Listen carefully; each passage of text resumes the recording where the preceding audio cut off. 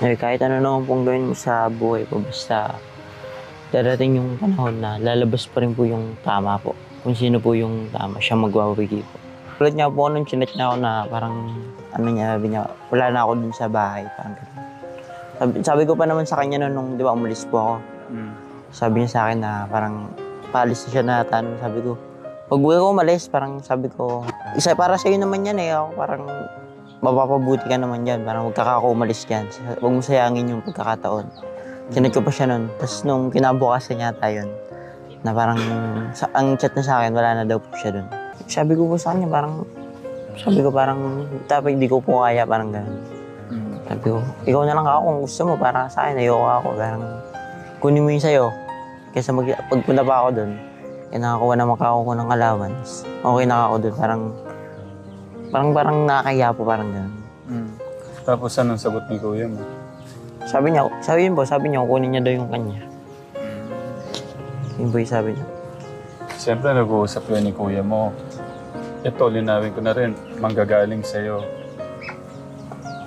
Kasi pagkakasabi niya, araw-araw daw siyang umiiyak.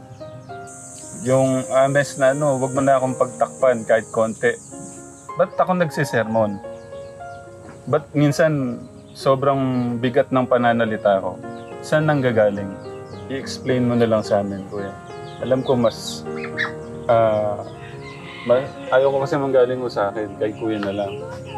Ba't saan nanggagaling yung sobrang bigat minsan kung magsalita man ako?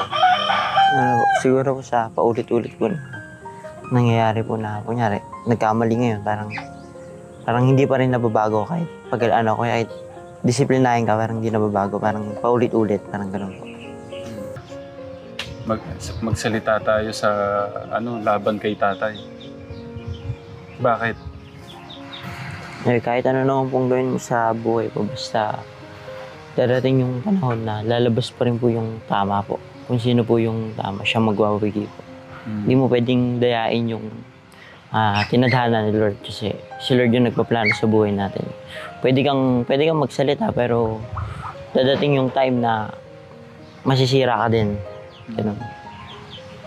Kasi si Lord lahat na nagplano eh. Hindi mo pwedeng baguhin yung pinlano ni Lord sa atin. So, kung dadayain mo man, yung sasabihin mo ngayon, lalabas din yung katotohanan. Okay. Thank you, kuya.